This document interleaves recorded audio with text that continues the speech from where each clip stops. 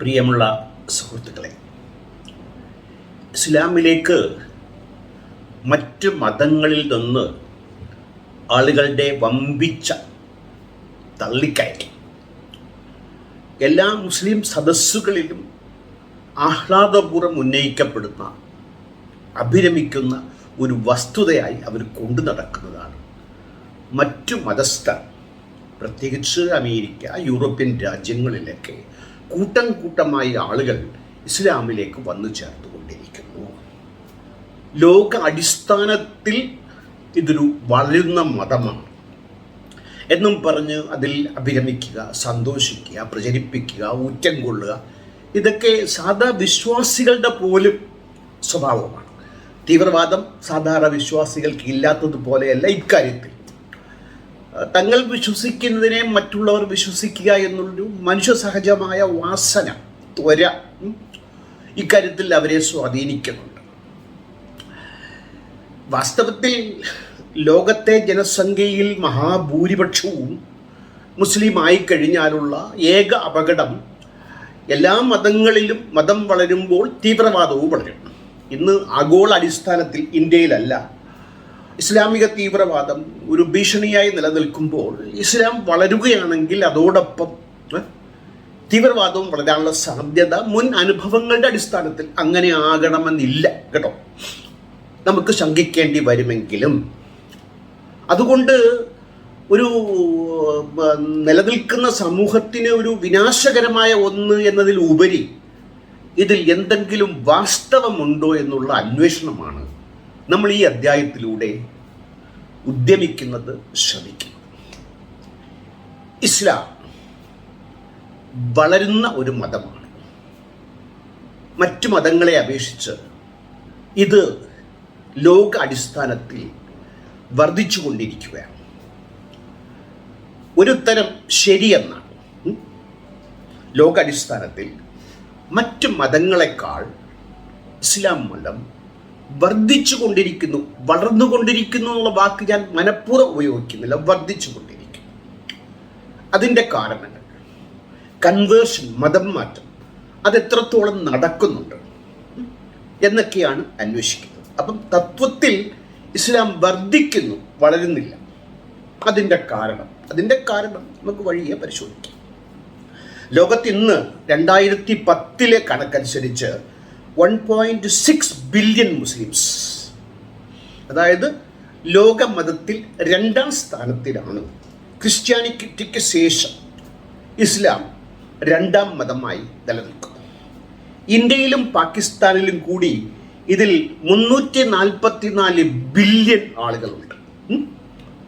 ബാക്കി 317 ബില്യൺ ബാക്കി ലോകത്തിൻ്റെ പല ഭാഗത്തായി, അതായത് നേർപകുതിയിലധികം ഇന്ത്യയിലും പാകിസ്ഥാനിലുമായി മുസ്ലിങ്ങളുണ്ട്.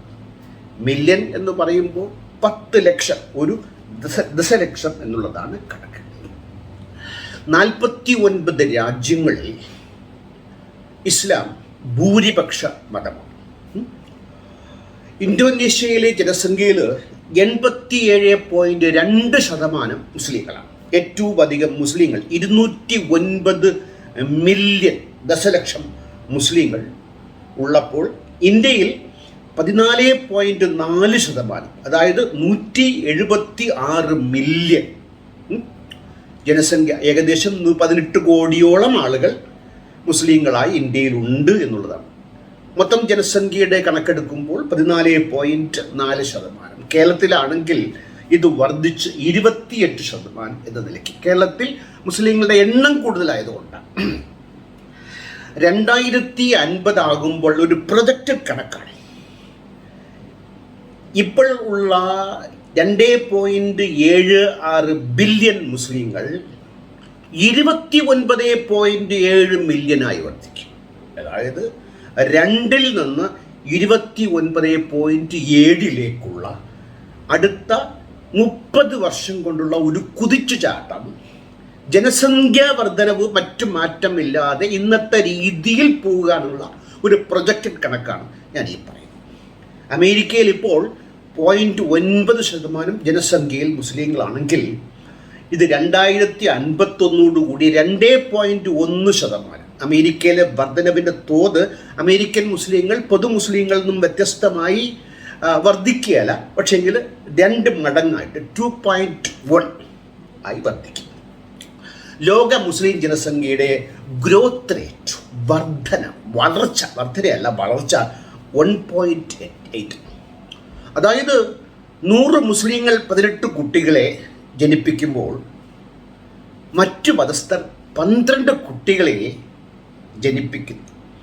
ജനന നിരക്ക്, സന്താന ഉൽപാദന വർധന മുസ്ലിങ്ങളുടെ ഇടയിൽ കൂടുതൽ എന്നുള്ളത് ഫാമിലി പ്ലാനിങ്ങിൻ്റെ അതിന് തക്കതായ ജിയോ പൊളിറ്റിക്കൽ കാരണങ്ങളുണ്ട്. അതൊരു മതവിഭാഗത്തിൻ്റെ കുറ്റമായി ആ മതത്തിൻ്റെ പ്രത്യേകതയായി ഒന്നും കണക്കാക്കേണ്ട ജിയോ പൊളിറ്റിക്കലായിട്ടുള്ള ഒരുപാട് കാരണങ്ങൾ. അത് മതത്തിൻ്റെ കൂടെ നല്ലൊരു ശതമാനം സ്വാധീനമുണ്ട്. ആ മതത്തിൻ്റെ പ്രത്യേകത എന്ന് പറഞ്ഞില്ലെങ്കിലും അതിൻ്റെ സ്വാധീനത്തെ നമുക്ക് വില കുറച്ച് കാണാൻ ആവില്ല എന്നുള്ളത്. വളരെ പ്രധാനമായ ഒരു പ്യൂർ റിസർച്ച് സ്റ്റഡി പറയുന്നത് മുസ്ലിം വളരുന്നില്ല, വർദ്ധിക്കുന്നു. അതിന് കാരണം പെറ്റുപെരുകലാണ്. മറ്റു രസാവഹമായ വളരെ അടിവരയിട്ട് പറയേണ്ട ഒരു കാര്യം, മുസ്ലിങ്ങളിലേക്ക് 10 ആളുകൾ കൺവെർട്ട് ചെയ്തു വരുമ്പോൾ 10 ആളുകൾ ഇസ്ലാമിൽ നിന്നും പുറത്തു പോകുന്നു എന്നുള്ളത്. അതായത് Muslim population convert to Islam is similar to leave Islam. ഇസ്ലാം വിട്ടുപോകുന്നവരുടെയും വന്നു ചേരുന്നവരുടെയും അതിൻ്റെ ആ ബസ്സിൻ്റെ സീറ്റിംഗ് കപ്പാസിറ്റി എപ്പോഴും ഫുള്ളായിരിക്കും. ആൾ ഇറങ്ങുകയും കയറുകയും ചെയ്യും. 2015 ഒരു പ്യൂർ റിസർച്ച് സെൻറ്ററിൻ്റെ കണക്കനുസരിച്ച് 2050 വരെ, അടുത്ത 30 വർഷത്തേക്ക് 3 മില്യൺ ആളുകൾ ഇസ്ലാമിലേക്ക് വന്നു ചേരാമെന്നുള്ളത്. ഇതിൽ വളരെ രസാവഹമായ കാര്യം, ഇതിൽ 2.9 മില്യൺ ആളുകൾ ഇവർ കൊട്ടിഘോഷിക്കുന്ന രാജ്യങ്ങളിൽ നിന്നേ അല്ല. മുതാൻ രാജ്യങ്ങളായ, ദരിദ്ര രാജ്യങ്ങളായ, ആധുനികതയിൽ അങ്ങേയറ്റം പിറകെ നിൽക്കുന്ന രാജ്യങ്ങളായ സൗത്ത് സഹാറൻ രാജ്യങ്ങളിലാണ് 2.9 മില്യൺ ആളുകൾ ഇസ്ലാമിലേക്ക് കൺവെർട്ട് ചെയ്തു വരുന്നതെങ്കിൽ കൺവേർഷൻ എന്നുള്ളത് പിന്നാക്കം നിൽക്കുന്ന സമൂഹത്തിനകത്ത് നടക്കുന്ന സാക്ഷരത, വിദ്യാഭ്യാസം, ആധുനികത ഉൾപ്പെടെയുള്ള കാര്യങ്ങളിൽ മുന്നാക്കം നിൽക്കുന്ന അമേരിക്ക, യൂറോപ്യൻ രാജ്യങ്ങളിലൊക്കെ കൺവേർഷനും ഡിഫക്ഷനും ഒരുപോലെ നടക്കുമ്പോൾ സബ് സഹാറൻ ആഫ്രിക്കയിൽ ഇതിൻ്റെ കൺവേർഷൻ്റെ തോത് വർദ്ധിച്ചു നിൽക്കുന്നു. The fastest growing religions in the world ശതമാനക്കണക്കിൽ പറയുകയാണെങ്കിൽ ഇസ്ലാം 1.84%. ബഹായി മതം നമ്മൾ കണക്കാക്കപ്പെടാവുന്ന രീതിയിൽ 1.7%. മുസ്ലിങ്ങളിൽ നിന്ന് ഏകദേശം 0.14% മാത്രം കുറവാണ്. സിഖിസം വളരുന്നുണ്ട്. എത്ര? 1.62. എല്ലാം പോയിന്റിൻ്റെ വ്യത്യാസങ്ങളാണ്. Jainism 1.57, Hinduism 1.52. ഇവിടെ RSSകാർ മുറവിളി കൂട്ടുന്ന, സംഘപരിവാർ ഉയർത്തുന്ന ഒരു കള്ളമുദ്രാവാക്യമാണ് മുസ്ലിം ജനസംഖ്യ ഞങ്ങളെ കവച്ചു വയ്ക്കാൻ പോകുന്നു എന്നത്. 1.8 നിന്നും 1.52 കുറച്ചാൽ 0.32 മാത്രമേ അവർക്ക് അധിക വളർച്ചയുള്ളൂ എന്നുള്ളത് കാണാതിരിക്കാനാവില്ല. എത്ര വർഷമെടുത്താലും കവച്ചു വയ്ക്കൽ അസാധ്യമെന്നുള്ളത് ഈ കണക്ക് കൊണ്ട്. മാറുന്ന ലോക സാഹചര്യവുമായി ബന്ധപ്പെട്ട് വരുമ്പോൾ അതിന് വേറെ ഒരു കണക്കുണ്ട്. നടക്കുകയില്ല എന്നുള്ള കണക്ക് ഞാൻ വഴിയെ പറയാം. ക്രിസ്ത്യാനിറ്റി വളരെ പിന്നിലാണ്. ആധുനികതയോട് അടുത്ത് നിൽക്കുകയും മതത്തെ ഉപേക്ഷിക്കുകയും ചെയ്ത് നിൽക്കുന്ന ക്രിസ്ത്യാനിറ്റിയിൽ അതിൻ്റെ വളർച്ചാ നിരക്ക് 1.38.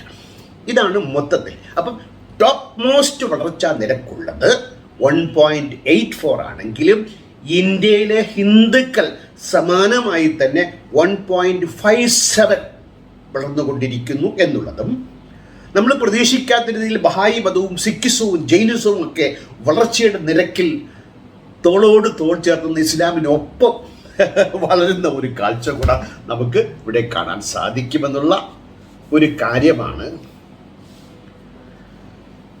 Islam growing fastest. Muslims 7.3%, Christians 35%, Hindus 34%, Jews 16%, fourth religions 1.1%, unaffiliated 9%, other religions 6%, Buddhist 0.3%.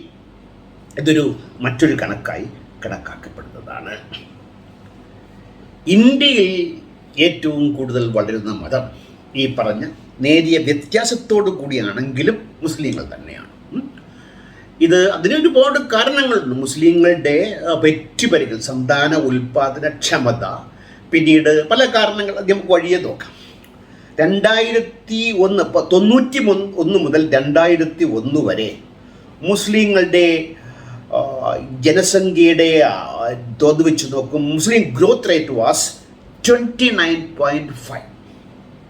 29% അവരുടെ ഗ്രോത്ത് റേറ്റ്. അതേസമയം ഹിന്ദുക്കൾക്കാണെങ്കിൽ ആ കാലയളവിൽ 19.9.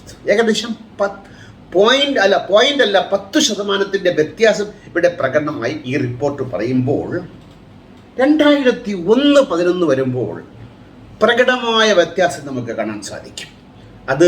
അതായത് 29.5 മുസ്ലിം വളർച്ച 10 വർഷം കൊണ്ട് 24.6 ചുരുങ്ങുന്നു.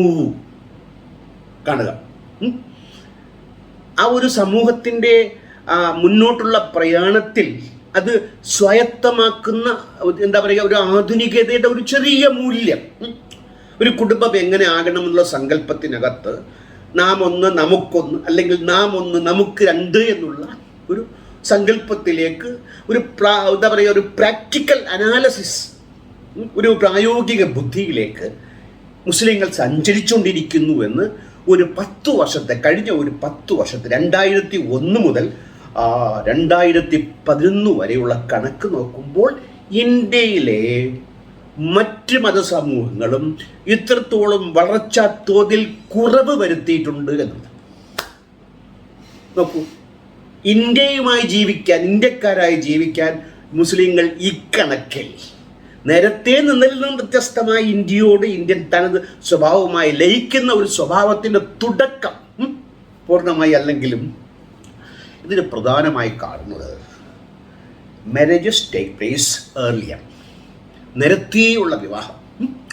ഈ 6-ാം വയസ്സിൽ വിവാഹം കഴിച്ചു, 9-ാം വയസ്സിൽ വിവാഹം കഴിച്ചു, 16 വയസ്സിന് മുമ്പിൽ വിവാഹം കഴിക്കാനുള്ള അനുവാദം വേണം എന്നുള്ള മുറവിളികളൊക്കെ കൂടിച്ചേർന്ന് സമ്മിശ്രമായി അവരുടെ ബുദ്ധിശക്തിയിൽ കേന്ദ്രീകൃതമാകുന്ന എന്താ പറയുക, ഒരു സെറ്റിങ്സിൻ്റെ പൊതുവേ 14-ഉം 15-ഉം വയസ്സുള്ള അധ്യാപകരൊക്കെ പറഞ്ഞിട്ടുണ്ട് 8-ഉം 9-ലും പഠിക്കുന്ന അല്ലെങ്കിൽ 10-ൽ പഠിക്കുന്ന കുട്ടികളെയൊക്കെ പെട്ടെന്ന് കാണാതാകും. എങ്ങനെയെങ്കിലും കെട്ടിച്ചയക്കണം. അതാണ്, എങ്ങനെയെങ്കിലും മാതാപിതാക്കൾക്ക് കുട്ടിയെ കെട്ടിച്ചയക്കണം, ബാധ്യത തീർത്തു വയ്ക്കണമെന്നുള്ള ഉത്കൃഷ്ടമായ ആഗ്രഹത്തിൻ്റെ പേരിൽ മറ്റു റിലീജിയൻസിനെക്കാളും മുൻപന്തിയിൽ അവരുടെ വിവാഹപ്രായം കുറവാണ് പുരുഷനും സ്ത്രീക്കും. എൻ്റെ മാതാപിതാക്കളുടെ വിവാഹപ്രായത്തെ ആരും പറയുന്നില്ല, വളരെ സാവഹമാണ്. ആ പ്രായത്തിൽ എൻ്റെ ഉമ്മ എന്നെ പ്രസവിച്ചോ എന്ന് ആലോചിക്കാൻ തന്നെ എനിക്ക് വളരെ ഹരമാണ് കേട്ടോ. പക്ഷെ ആരുടെയും കുറ്റമല്ല, ഒരു കാലഘട്ടത്തിൻ്റെ ജീവിത രീതിയുമായി ബന്ധപ്പെട്ട് അങ്ങനെയൊക്കെ വേണം നമ്മൾ ചരിത്രത്തെ ഉൾക്കൊള്ളാനെന്നാണ് എനിക്ക് തോന്നുന്നത്. എന്തുകൊണ്ടാണ് എക്സ് മുസ്ലിംസ് വർദ്ധിക്കുന്നത്? അതിൻ്റെ പ്രധാന കാരണം, അതായത് വന്നു ചേരുന്നതും വരവും ചെലവും ഒരുപോലെ സമാസം എന്ന് പറയുന്ന ഈ ടാലിയിൽ എന്തുകൊണ്ടാണ് ഈ വരവുണ്ടാകുന്നത്, അല്ലെങ്കിൽ എന്തുകൊണ്ടാണ് ഈ കൊഴിഞ്ഞു പോക്കുണ്ടാകുന്നത്? ഇവിടെ നമുക്ക് പ്രസക്തമായി നോക്കേണ്ടത് എന്തുകൊണ്ടാണ് ഈ ചിലവ്, കൊഴിഞ്ഞു പോക്ക്. എക്സ് മുസ്ലിംസ് ലോകമാസകലം, ഇസ്ലാം എന്നുള്ളത് സുദൃഢമായ മതമാണ്. അത് ആശയപരമായൊക്കെ അങ്ങേയറ്റം ഉത്കൃഷ്ടവും എന്നൊക്കെ പറയപ്പെടുന്ന സദസ്സുകളിൽ പറഞ്ഞു കേട്ടാലൊക്കെ തോന്നും ഇപ്പൊ നമ്മൾ സ്വർഗത്തിലേക്ക് പോകുന്നു, നിന്ന നിപ്പിൽ പൊങ്ങി നമ്മൾ സ്വർഗത്തിലേക്ക് പ്രവേശിക്കുമോ എന്നാണ് ഒരു മതപ്രസംഗന്റെ പ്രാസംഗികത കേട്ടുകഴിഞ്ഞാൽ, ആ കഴിവ് കേട്ടുകഴിഞ്ഞാൽ ഒരു വിശ്വാസിക്ക് നൽകുന്ന മാനസിക ഉത്തേജനം അടുത്ത സെക്കൻഡ് അവന് മറക്കേണ്ടി വരും. വീട്ടിൽ ചെല്ലുമ്പോൾ ഈ സുനിൽ പി ഇളയിടം പറയുന്ന ഒരു കാര്യം, നമ്മൾ പുറത്തിറങ്ങുമ്പോൾ സാംസ്കാരികമെന്ന ചെരുപ്പ് അണിഞ്ഞുകൊണ്ടാണ് എല്ലായിടത്തും പോവുക. വളരെ എൻ്റെ ചെരുപ്പ് സാംസ്കാരിക ചെരുപ്പ്. വീട്ടിൽ വരുമ്പോൾ സംസ്കാരത്തെ നമ്മൾ വീട്ടിൻ്റെ പുറത്തു വയ്ക്കും എന്ന് പറഞ്ഞതുപോലെ എന്തുകൊണ്ടാണ് ഇത് സംഭവിക്കുന്നു എന്ന് ചോദിച്ചാൽ, ഇന്നത്തെ യുവാക്കളുടെ മതത്തിൻ്റെ കൊഴിഞ്ഞുപോക്കിൻ്റെ കാരണങ്ങളിൽ പ്രധാനമായി കണ്ടെത്തപ്പെട്ടുള്ള കാര്യം ഇറാൻ, സിറിയ, അഫ്ഗാനിസ്ഥാൻ, പാകിസ്ഥാൻ തുടങ്ങിയ രാജ്യങ്ങൾ നിർത്താതെ വെള്ളിയാഴ്ച തോറുമുള്ള ബോംബ് പൊട്ടൽ, പരസ്പര കലഹം.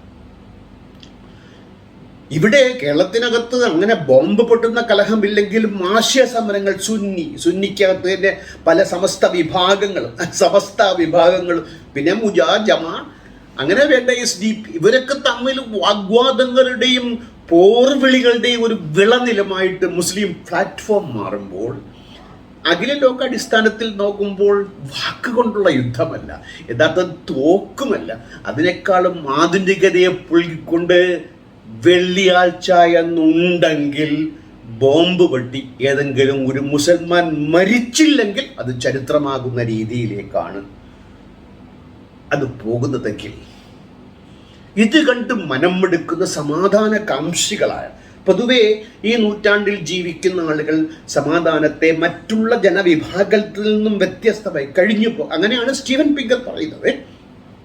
നോക്കിക്കാണുമ്പോൾ അത് വിദ്യാഭ്യാസവും മറ്റത് ഇൻ്റർനെറ്റിൻ്റെ വരമാണ്. ഞാനൊക്കെ യുക്തിവാദം തുടങ്ങിയ കാലഘട്ടത്തിലൊക്കെ കേരളത്തിനകത്ത് ഇത്രയും മുസ്ലിംസോ യുക്തിവാദികളോ ഉണ്ടാകുമെന്ന് ഞാൻ കരുതിയതേയില്ല. സ്വപ്നം കാണാൻ പോലും യോഗ്യതയില്ലാത്ത രീതിയിലായിരുന്നു യുക്തിവാദത്തിലേക്കുള്ള ഒഴുക്ക്. 7000 ആളുകൾ പങ്കെടുത്ത ഒരു യോഗത്തിന് സാക്ഷിയാകേണ്ടി വന്നു കേരളത്തിൽ. ഒരു നിസ്സാര കാര്യമല്ല കേട്ടോ. അത്രത്തോളം വളർച്ച എങ്ങനെ ഉണ്ടാകുന്നു?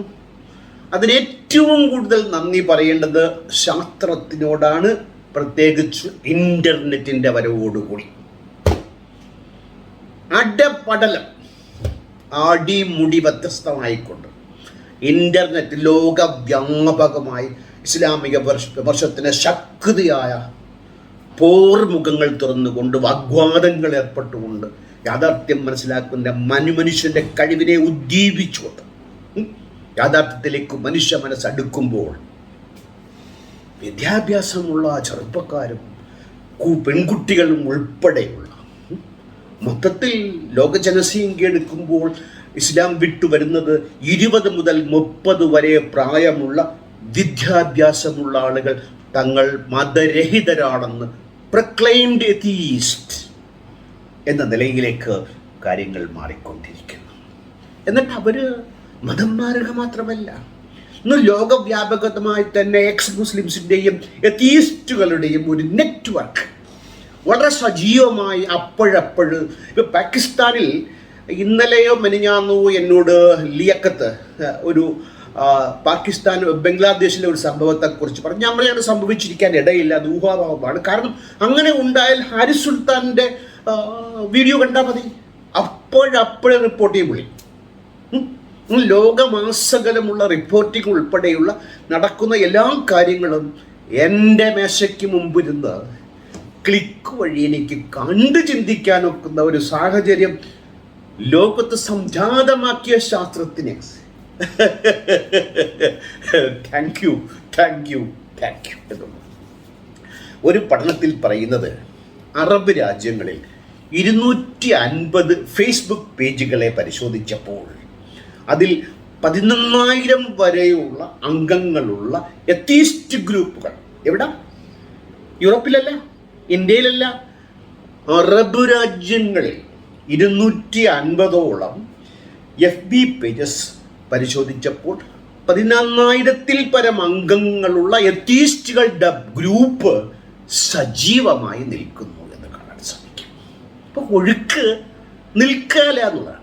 അതിൻ്റെ തോത് ശക്തമായി വർദ്ധിക്കാം. നേരത്തെ നമ്മൾ പറഞ്ഞ 2050-ന്റെ കണക്കൊക്കെ ഇനി ഉണ്ടാകുന്ന അടിയൊഴുക്കുകളുടെ ഭാഗമായി താറുമാറായി പോകാൻ കൂടി ഇവിടെ സാധ്യതയുണ്ട് എന്ന് വീണ്ടും പറയണം.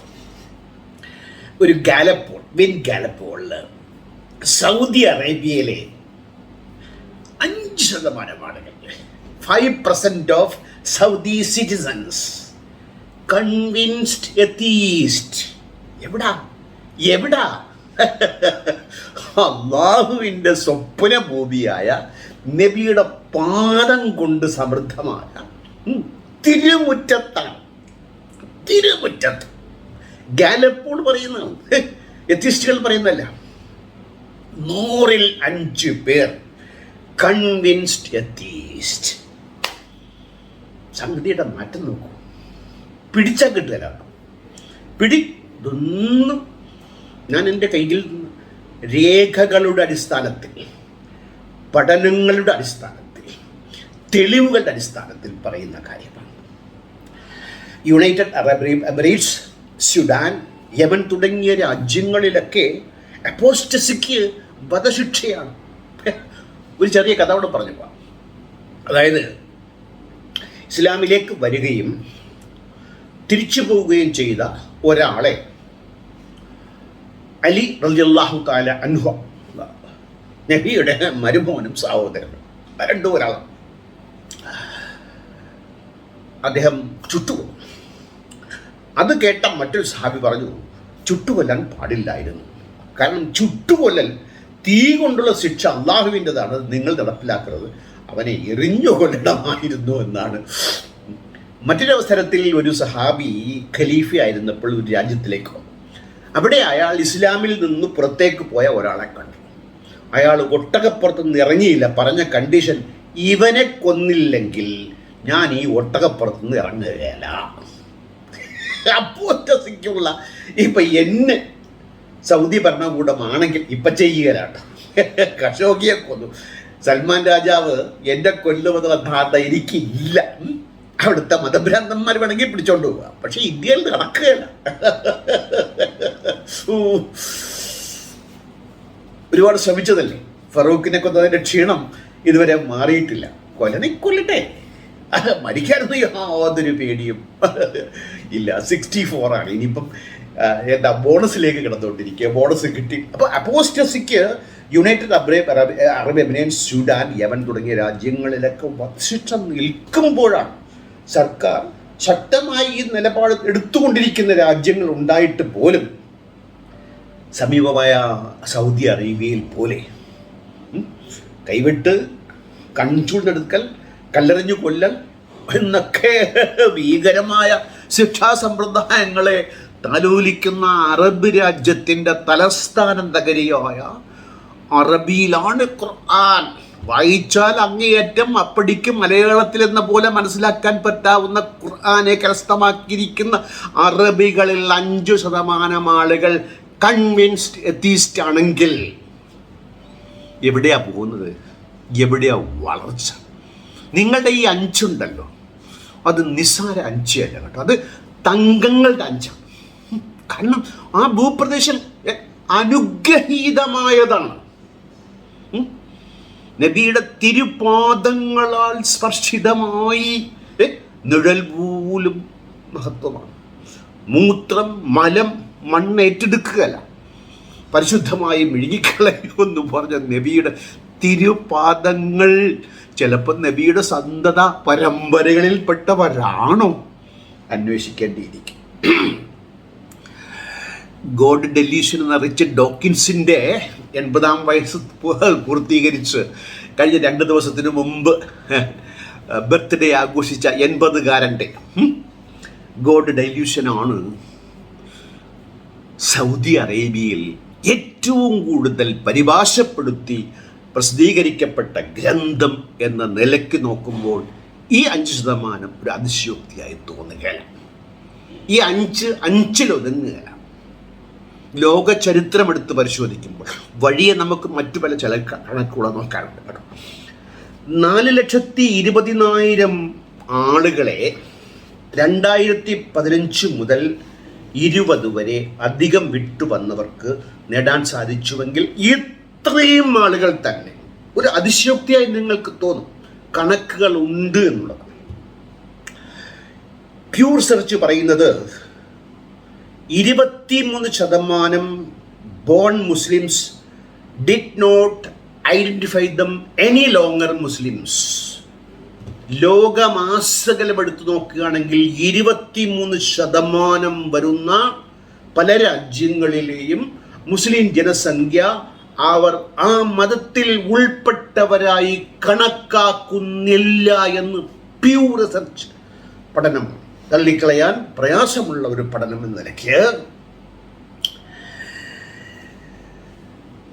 മറ്റൊരു ഗാലപ്പ് 2012 502 അറബികളെ സർവേ ചെയ്തപ്പോൾ, ഒരു ഗാലപ്പോൾ ആയതുകൊണ്ട്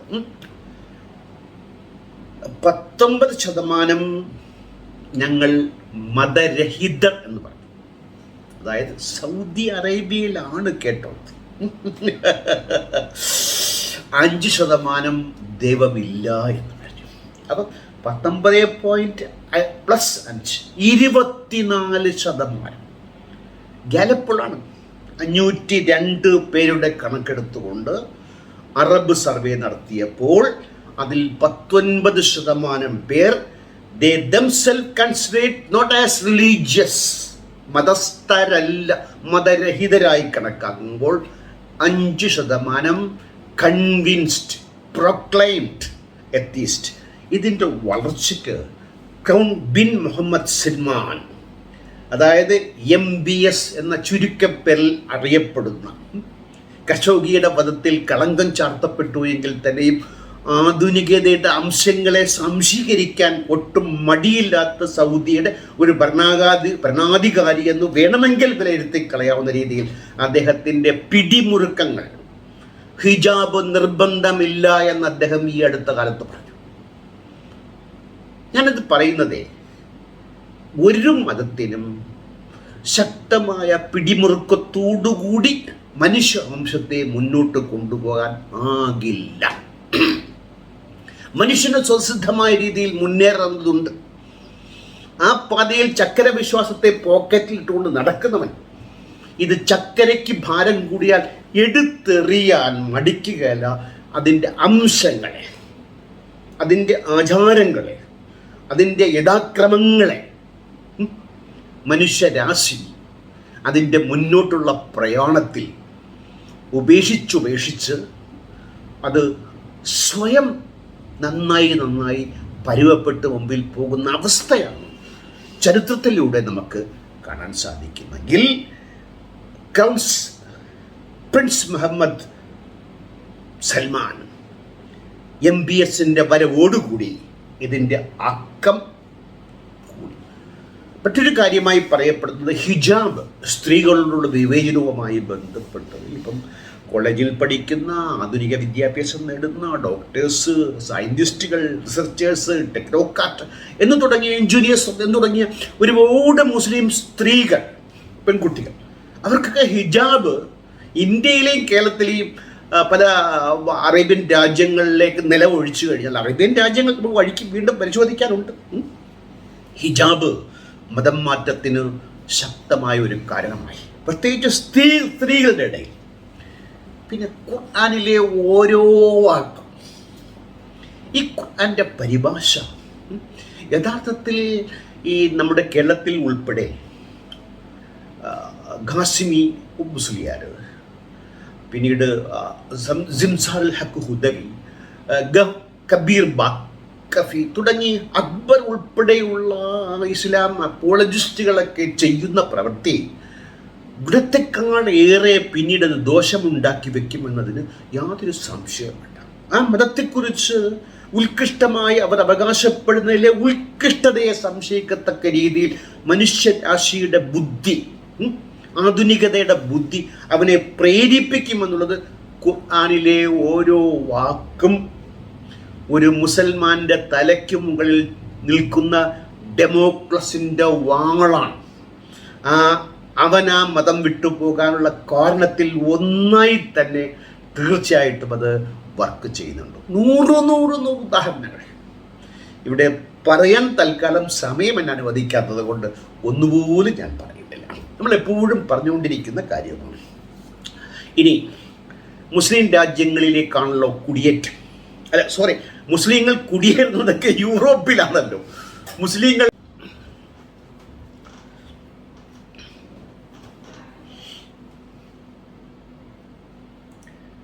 സമകാലീന രാഷ്ട്രീയ സംഭവവികാസങ്ങളുടെ അടിസ്ഥാനത്തിൽ മുസ്ലിം രാജ്യങ്ങളിൽ നിന്ന് മറ്റു രാജ്യങ്ങളിലേക്ക് കുടിയേറ്റം ഒത്തിരി ഉണ്ടായിക്കൊണ്ടിരിക്കുന്നു. കുടിയേറ്റത്തിന് വിധേയമാകുന്ന രാജ്യങ്ങളൊക്കെ അത് ഉത്കണ്ഠാപൂർവമാണ് നോക്കിക്കാണുന്നത്. അതൊരു ഇസ്ലാമോഫോബിയയുടെ ഭാഗമായി തനതു സംസ്കാരത്തെ മലിനപ്പെടുത്താൻ വരുന്നവർക്കാവുമോ എന്നുള്ള ഉത്കണ്ഠ രാഷ്ട്രീയ നേതൃത്വവും ജനങ്ങളും വെച്ച് പുലർത്തുമ്പോൾ എന്തായാലും കുടിയേറുന്നവർക്ക് നിർബന്ധമാണ് മുസ്ലിം രാജ്യങ്ങളിലേക്ക് കുടിയേറില്ല. മുസ്ലിങ്ങളാണ് കുടിയേറ്റത്തിനായി വരുന്നത്, പക്ഷെ അവർക്ക് മുസ്ലിം രാജ്യങ്ങൾ വേണ്ട. എന്തൊരു വിരോധാഭാസം നോക്കണേ. ഉമ്മത്തിൻ്റെ പ്രസക്തി, ഉമ്മത്തിനെ വിശ്വാസമില്ലാതാകുന്ന ഒരവസ്ഥ നമ്മൾ ഇന്ന് കണ്ടുകൊണ്ടിരിക്കുന്നൊരു വസ്തുതയാണ്. അപ്പം യൂറോപ്പിലേക്കാണ് കുടിയേറുന്നത്. ഈ കുടിയേറിക്കഴിഞ്ഞവരുടെ അടുത്ത തലമുറ ഇതിൻ്റെ യഥാർത്ഥ പോരായ്മയെ മനസ്സിലാക്കിക്കൊണ്ട് അവർ മതം വിടുന്ന പ്രവണത വർദ്ധിച്ചുകൊണ്ടിരിക്കുന്നു എന്നാണ് ഇതുവരെയുള്ള പഠനങ്ങളിൽ നിന്ന് മനസ്സിലാക്കാൻ സാധിച്ചത്. പിന്നെ ഒന്നാണ് ശരിയ ലാ. വളരെ പഴഞ്ചനായ 14 നൂറ്റാണ്ടുകൾക്ക് മുമ്പ് മനുഷ്യവംശത്തെ പിറകോട്ട് വലിക്കുന്ന നിയമങ്ങളുടെ ഒരു സംഘാതമാണ് ശരീഅത്ത് ലാ. അത് യഥാർത്ഥത്തിൽ മാറ്റപ്പെടേണ്ടതാണ്. മതമെന്നാൽ മാറ്റത്തിനു വിധേയമല്ല എന്ന മർക്കടമുഷ്ടി. ഒരു കാര്യം പറയാതിരിക്കാനാവില്ല കേട്ടോ. ഈ മതനേതാക്കളും മതരാഷ്ട്രീയ പാർട്ടികളുടെ നേതാക്കളുമൊക്കെ ഈ സമൂഹത്തിൻ്റെ തീരണ ശാപമാണ്. അവര് ഈ സമൂഹത്തിനേൽപ്പിക്കുന്ന ആഘാതം ഇതിനെ പിറകോട്ട് വലിച്ച് മറ്റു വിഭാഗങ്ങൾക്കെതിരാക്കി തീർക്കാനുള്ള അവരുടെ ഒരു ഒരു കഴിവ് ആ സമൂഹത്തിന് തന്നെ ഇവരാൽ തീറ്റിപ്പോറ്റുന്നവർ തന്നെ അവർക്ക് പങ്ങരയാകുന്ന അവസ്ഥ. എന്തുകൊണ്ടോ ആ സമൂഹത്തിന് തിരിച്ചറിയാനാകാത്ത അവസ്ഥയാണെങ്കിൽ ഈ ശരീഅ ലാ മാറ്റപ്പെടേണ്ടതാണ്. ഇവിടെ ഏകീകൃത സിവിൽ കോഡുമായി ബന്ധപ്പെട്ട ഒരുപാട് ചർച്ചകൾ EMS ഉണ്ടായിരുന്നപ്പോൾ അതുമായി ബന്ധപ്പെട്ട് അദ്ദേഹം എന്തോ അഭിപ്രായം പറഞ്ഞപ്പോൾ 8 കെട്ടും 10 കെട്ടും വേണ്ടി വന്നാൽ EMSൻ്റെ മോളെയും കെട്ടും എന്ന് മുദ്രാവാക്യം വിളിക്കപ്പെട്ടു എന്നൊക്കെ പറയപ്പെടുന്നുണ്ട്. എനിക്ക് വ്യക്തമായി അറിയില്ല. അങ്ങനെയൊക്കെ വിളിക്കപ്പെട്ടിട്ടുണ്ടെങ്കിൽ യാഥാർത്ഥ്യവുമായി ബന്ധപ്പെടാതെ ഏതോ ഭാവനാ വിലാസങ്ങളിലാണ് ഈ മുല്ലാക്കന്മാരുടെ മനസ്സും ശരീരവും. അവരുടെ പ്രസംഗങ്ങളൊക്കെ കേട്ടാൽ അറിയാം എന്തൊക്കെയാണ് വിളിച്ചു പോകുന്നത്. യാതൊരു തത്വദീക്ഷിതമില്ലാതെ ഈ ഭൂമിയിൽ ശരീരവും ഭൗതിക ശരീരവും മനസ്സുമായി ജീവിക്കുന്നു എന്ന ബോധ്യം ഒരു സാങ്കല്പികലും കാൽപ്പനിക ലോകത്ത് വിരാജിക്കുന്നവരാണ് അവർ. ഇക്കാര്യത്തിലും മനുഷ്യരാശിയുടെ ഓരോ പൗരനെയും അങ്ങേയറ്റം ബാധിക്കാവുന്ന ഇത്തരം കാര്യങ്ങളിൽ വരെ ശരീഅ ലാ മാറ്റില്ല എന്നുള്ള കടും പിടുത്തം പുതിയ തലമുറയെ ഈ മതത്തിൽ നിന്ന് അകറ്റിക്കൊണ്ടേയിരിക്കുന്നു. ഒരുപാട് കാരണങ്ങൾ നമ്മൾ കണ്ടു. ഒന്ന്, ഹിജാബ് കാരണം മതം വിടാം. 2, ഖുർആൻ വായിക്കുക. നമുക്ക് മുസ്ലിങ്ങളോട് പറയാനുള്ളത്, നിങ്ങൾ ചിന്തിക്കാൻ വേണ്ടി ചിന്തിക്കൂ. ദൃഷ്ടാന്തമുണ്ട്. നിങ്ങൾ ദൃഷ്ടാന്തത്തിന് വേണ്ടി ചിന്തിക്കേണ്ടത് ഖുർആൻ വെച്ചാണ്. ഓരോ വാക്കുകൾ വെച്ച് ഓരോ ആയത്തും വെച്ചുകൊണ്ട് നിങ്ങൾ യാസീൻ എടുത്ത് അർത്ഥപൂർണമായി അതിൻ്റെ അർത്ഥം മനസ്സിലാക്കി നോക്കൂ. നിങ്ങളുടെ കോൺസെപ്റ്റ്സിന് ഒരിക്കലും യോജിക്കാത്ത, ഞാൻ നേരത്തെ പറഞ്ഞ കാൽപ്പനികതയുടെ കിണറ്റിലേക്ക് ചവിട്ടി താഴ്ത്തുന്ന ഓരോ വാക്യങ്ങളും. പിന്നെ യൂറോപ്പിലേക്ക് കുടിയേറുന്നവരുടെ അടുത്ത തലമുറ, അത് കഴിഞ്ഞാൽ ഞാൻ ഈ പറഞ്ഞതുപോലെ ശരീഅ ലാ. മറ്റൊന്നാണ്, ഈ അടുത്ത കാലം വരെ അക്ബർ LGBT ബന്ധപ്പെട്ട് എന്ത് ഉഡായിപ്പാണ് പറഞ്ഞത്. അത് വളർത്തുദോഷമെന്നാണ് ഈ വിവരദോഷികൾ മനസ്സിലാക്കി വെച്ചിരിക്കുന്നത്. ശാസ്ത്രം പുരോഗമിച്ചുകൊണ്ട് അതിൻ്റെ യഥാർത്ഥ കാരണം കണ്ടെത്തി പരിഹാര മാർഗങ്ങളില്ല എന്ന് കണ്ടെത്തിക്കൊണ്ട് ആക്സെപ്റ്റൻസ് ഇൻക്ലൂസീവ് ആയിട്ടുള്ളൊരു സമീപനമാണ് ആധുനിക സമൂഹം ഗെയ്സ്, ലെസ്ബിയൻസ് ഇവരോടൊക്കെ എടുത്തുകൊണ്ടിരിക്കുന്നത്. അതാണ് അതിൻ്റെ ശരിയും. പക്ഷെ അതിന് പുറംതിരിഞ്ഞു നിൽക്കുന്ന ആളുകൾ ഇവരാണ്. ഇക്കാരണങ്ങൾ കൊണ്ട് തന്നെ ഗെയ്സും ലെസ്ബിയൻസും ഉൾപ്പെടെ ഇത് ചിന്തിക്കുന്ന ആളുകൾക്ക് ആ മതത്തിലേക്ക് തുടരാനാവില്ല എന്നൊരു രീതി കൂടെ അവിടെ ഉണ്ടെങ്കിൽ അതിൻ്റെ സപ്പോർട്ട് വർദ്ധിക്കുന്നതനുസരിച്ച് സമൂഹത്തിൽ തങ്ങളുടെ സ്ഥാനത്തെ ഉറക്കെ പറയാൻ തയ്യാറാകുന്നവർ കിട്ടുന്ന ആ ഒരു പ്രവണതയിൽ, അവഗണനയിൽ നൊന്തുകൊണ്ട് ആ മതം വിടാൻ പ്രേരകമാകുമെങ്കിൽ അവരെ പിന്തുണയ്ക്കുന്നവർ ഇക്കാര്യത്തിൽ. ഇനി മറ്റൊന്നാണ് എക്സ് മുസ്ലിംസിൻ്റെ കാര്യം. They are minority in the മൈനോറിറ്റിയാണ്. അവരുടെ അവസ്ഥ പല രാജ്യങ്ങളിൽ, പ്രത്യേകിച്ച് പാകിസ്ഥാൻ, ബംഗ്ലാദേശ് തുടങ്ങിയ രാജ്യങ്ങളിലൊക്കെ അടിച്ചമർത്തലും വെടിവെച്ച് കൊല്ലലും എന്ത് ക്രൂരമായ രീതിയിലാണ്. ഇത് മറ്റ് പ്രദേശങ്ങളിൽ ജീവിക്കുന്ന ആളുകളുടെ ബുദ്ധിക്ക് നിങ്ങൾ ഇട്ടുകൊടുക്കുന്ന വളമാണ്. നിങ്ങൾ ഒരാളെ കൊന്നു കഴിഞ്ഞാൽ 1000 ആളുകൾ അതിൽ പ്രതിഷേധിച്ചുകൊണ്ട് ഇത്തരം കോടത്തങ്ങളെ നിലനിർത്താൻ സാധ്യമല്ല എന്ന് മനസ്സിലാക്കിക്കൊണ്ട് അവർ മതം വിട്ടു പോകാനായിട്ട് തയ്യാറാകുമ്പോൾ മറ്റൊരു പ്രധാന കാര്യം ഞാൻ നേരത്തെ സൂചിപ്പിച്ചതുപോലെ മോർ ചിൽഡ്രൻ. സാധാരണഗതിയിൽ 2.9 കുട്ടികളാണ് ശരാശരി മുസ്ലിം ദമ്പതിമാർക്കുണ്ടെങ്കിൽ അത് ക്രിസ്ത്യൻസിന് 2.6 തൊട്ട് പിറകെ ക്രിസ്ത്യൻസ് ഉണ്ട്. Non Muslims 2.2. അപ്പം സന്താന പെറ്റുപരികൾ കണക്കിൽ അത് ഈ സബ്സഹാരൻ രാജ്യങ്ങളിലാണ് ഏറ്റവും. അതുപോലെ യങ്ങസ്റ്റ് ഏജിലുള്ള ആളുകൾ 2015 കണക്കനുസരിച്ച് യങ്ങസ്റ്റ് ഏജിലുള്ള, മീഡിയം ഏജിലുള്ള ആളുകൾ അധികവും മുസ്ലിങ്ങളാണ്.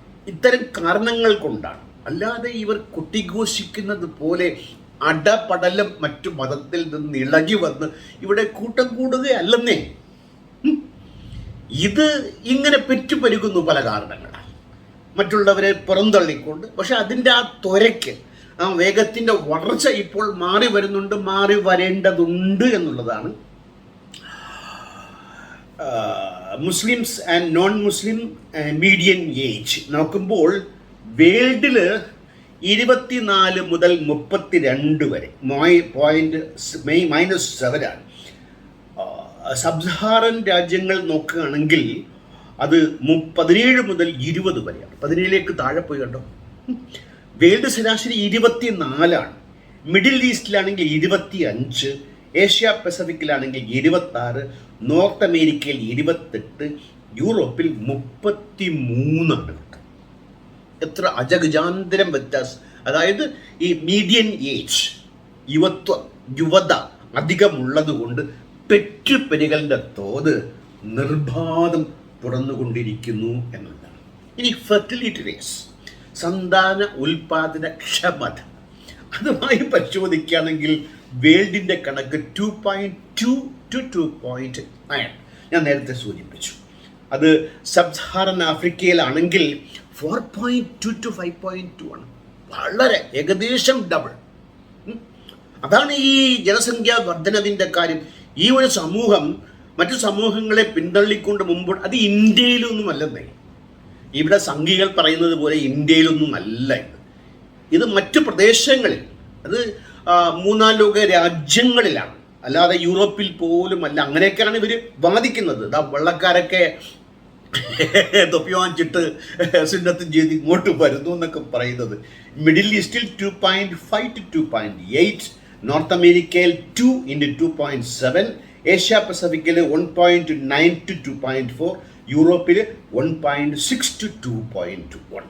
അപ്പം സബ്സഹാറൻ ആഫ്രിക്കയിലെ ഫെർട്ടിലിറ്റി റേറ്റ് 4.2 ആണെങ്കിൽ യൂറോപ്പിൽ 1.6 ആണെങ്കിൽ ഈ വർധനയല്ല വളർച്ചയ്ക്ക് കാരണം എന്തെന്ന് നിങ്ങൾക്ക് കൃത്യമായി മനസ്സിലായി. ഇതൊക്കെ വളരെ ആധികാരികമായ സ്റ്റഡീഡ് അടിസ്ഥാനത്തിലാണ് ഞാൻ പറയുന്നത്. വെറുതെ എൻ്റെ തോന്നലായി, എനിക്കങ്ങനെ തോന്നലുണ്ടാകേണ്ട കാര്യമില്ലല്ലോ. യാഥാർത്ഥ്യം അങ്ങനെയാണെങ്കിൽ അത് ഞാൻ ഈ പറഞ്ഞ വരുത്തി വയ്ക്കുന്ന വിനകൾ ഉണ്ടെങ്കിൽ തന്നെയും നമുക്ക് ഇല്ലായ്മ ചെയ്യാൻ പറ്റില്ലല്ലോ ഒന്നിനെയും. അതല്ല യഥാർത്ഥ കണക്കും. ഇനി നമുക്ക് അല്പം ഇറാനിലേക്ക് പോകാം. അത് വളരെ സാവഹമായ കണക്കാണ്. ഈ അടുത്ത കാലത്താണ് അവിടുത്തെ കണക്കുകളൊക്കെ പുറത്തു. മുസ്ലിം ലോകത്തിൻ്റെ ഒരു പരിച്ഛേദമായി റവല്യൂഷണറി ഇസ്ലാമിക് ഭരണകൂടം നിലനിൽക്കുന്ന ഒരു രാജ്യമാണ് ഷിയ ആണെങ്കിൽ പോലും അവിടെ നടന്ന ഒരു സ്റ്റഡി പറയുന്നത് വളരെ രസാവഹമായ കാര്യമാണ്. വളരെ ശ്രദ്ധാപൂർവം മനസ്സിലാക്കേണ്ട ഒരു കാര്യമാണ്. ഷിയാത്തെ മുസ്ലിംസ് 32.2%. ഒരു മതത്തിലും പെടാത്ത ആളുകൾ 22.2. തീർന്നില്ല കേട്ടോ. Atheist 8.8. സൗരാസ്ട്രിയൻ 7.7, spiritual 7.1, agnostics 5.8, Sunni Muslim 5%, mystical Sufi 3.2, humanist 2.7, others 3.3, Christians 1.5, Baha'i 0.5, Jewish 0.1. ഇതാണ് ഇന്നത്തെ അവസ്ഥയിൽ ഇറാൻ നിൽക്കുന്നത്. ഏകദേശം 50% ആളുകൾ ഇസ്ലാമിൻ്റെ കവാടം ഭേദിച്ചുകൊണ്ട് പുറത്തേക്ക് വന്നിരിക്കുന്നു. എവിടാ?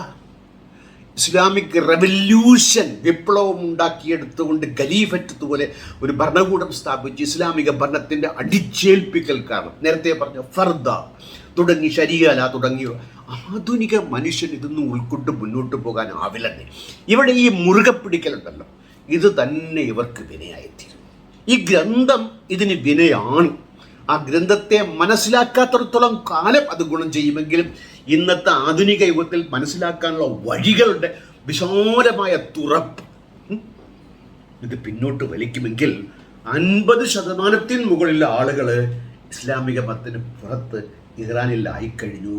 ഇതൊക്കെ ഞാൻ വെറുതെ പറയുന്നതല്ല. പ്യൂർ റിസർച്ചിൻ്റെ അടിസ്ഥാനത്തിൽ വളരെ പ്രധാനമായ പത്രങ്ങൾ റിപ്പോർട്ട് ചെയ്ത കാര്യമാണ് ഞാനിവിടെ. മോസ്റ്റ് ഇറാനിയൻസ് 78% ആളുകൾ ഒരു സർവേയിൽ പറയുന്നു അവർ ദൈവത്തിൽ വിശ്വസിക്കുന്നുണ്ട് എന്ന്. അതിശയമായി തോന്നുന്നില്ലേ? തീർന്നില്ല അതിശയം. 37% ആളുകൾ മരണാനന്തര ജീവിതത്തിൽ വിശ്വസിക്കുന്നില്ല. സ്വർഗം, നരകം, ഞങ്ങളത്തെ മഹശറ, ശിക്ഷ, ഇസ്ലാമിൻ്റെ അടിസ്ഥാന തത്വങ്ങളുമായി ബന്ധപ്പെട്ട് ഈ പേടിപ്പിക്കുകയും അതൊന്നും വില പോകുന്നില്ല ഇന്ന് എന്നുള്ളതാണ്. 30% ആളുകൾ സ്വർഗം, നരകം, ജിന്നുകൾ ഇതൊക്കെ ശുദ്ധ ബോഷ്കെന്ന് വിശ്വസിക്കുന്നു. 20% ആളുകൾ കൺവിൻസ്ഡ് നോൺ റിലീജിയസ് മാത്രമല്ല ദർ ഈസ് നോ ഗോഡ് എന്ന് വിശ്വസിക്കുന്നു. എത്ര നാടകീയമായ മാറ്റം! വരുന്ന ലോകത്തിൻ്റെ സൂചകമായി നമുക്ക് മനസ്സിലാക്കാനുള്ള കാര്യമാണിത്. ഇറാനിലെ ഈ നാടകീയമായ മാറ്റം ഇസ്ലാമിക ഫണ്ടമെന്റലിസത്തിൻ്റെ അങ്ങേയറ്റത്തെ പിടിമുറുക്കം നിൽക്കുന്ന ഒരു രാജ്യത്ത് ആ ചങ്ങലകളെ, അടിമത്തത്തിൻ്റെ ആ ചങ്ങലകളെ ഭേദിച്ചുകൊണ്ട് മനുഷ്യനെ അവനെ ആധുനികതയിലേക്ക് നയിക്കുമ്പോൾ ഇതൊക്കെ കണ്ണടച്ചിരുട്ടാക്കിക്കൊണ്ടാണ് പച്ചക്കള്ളം ഈ അപ്പോളജിസ്റ്റുകൾ കേരളത്തിൽ ഉൾപ്പെടെ വിളമ്പിക്കൊണ്ടിരിക്കുന്നതെങ്കിൽ കളവിലും ചതിയിലും മാത്രമേ ഇതിനെ ഇനി പിടിച്ചു നിർത്താൻ ഒക്കുള്ളൂ എന്നൊരു വ്യാമോഹത്തിലാണ്. വെറും വ്യാമോഹമാണ്, നടക്കില്ല കേട്ടോ. ഈ പറഞ്ഞ ആളുകളൊക്കെ, ഈ സർവേയിൽ വന്ന ആളുകളിൽ 90% ആളുകൾ യാഥാസ്ഥിതിക കുടുംബത്തിൽ നിന്ന് വന്നവരാണ്. മത കുടുംബ നിർബന്ധങ്ങൾക്ക് വിധേയമായ ആളുകളാണ്. അതിൽ തന്നെ 47% reported that they are no longer believe in a religiosity. യുവതയ്ക്ക് റിയലിയോസിറ്റി, മതമില്ലായ്മയാണ് അവർ ഇന്ന് സാംസ്കാരിക രംഗത്ത് തുടരുന്നതെങ്കിൽ വളരെ അസാവഹമായ പഠനങ്ങളാണ്. അതിൽ തന്നെ മറ്റൊരു പഠനം കൂടെ പറയുന്നത്, നമ്മളെപ്പോഴും പറയുന്ന ഒരു കാര്യമാണ് കേട്ടോ. 60% ഇറാനിലെ മുസ്ലിങ്ങൾ നിസ്കരിക്കുന്നില്ല. ആധുനിക മനുഷ്യന് അത് കൊണ്ടു നടക്കാൻ പറ്റിയ ഒരു പ്രക്രിയയല്ലെന്നേ.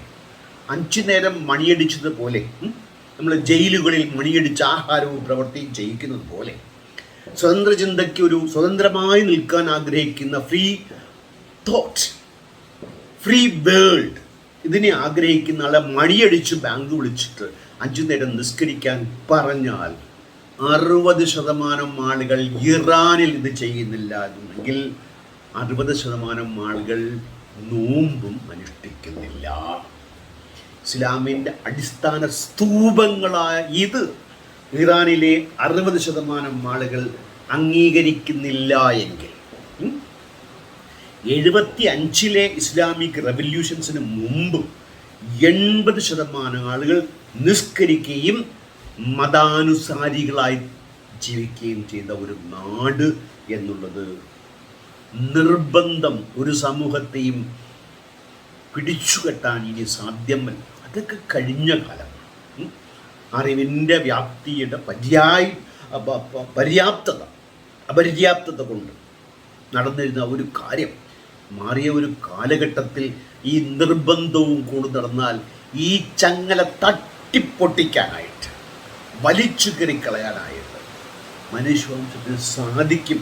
അതുപോലെ ഞാൻ നേരത്തെ പറഞ്ഞ മുല്ല, കേരളത്തിലാണെങ്കിൽ മുജാഹിദ് ജമാഅത്തൊക്കെ ചെയ്യുന്ന ഈ പ്രവൃത്തി അതിൽ നിന്ന് ആളുകളെ അടർത്താൻ ഉപകരിക്കുമെന്നാണ്. അതായത് സുന്നികളുടെ ആ കോൺസെപ്റ്റിനെതിരെ ചിന്തിക്കാൻ പ്രേരിപ്പിക്കുകയാണെങ്കിൽ ചിന്ത അവിടെ നിൽക്കാതെ അത് അനുസ്യൂതം പ്രവഹിച്ചു അത് മതത്തിൽ നിന്നുള്ള കൊഴിഞ്ഞുപോക്കിന് ആക്കം കൂട്ടുമെന്ന് കാണുകിൽ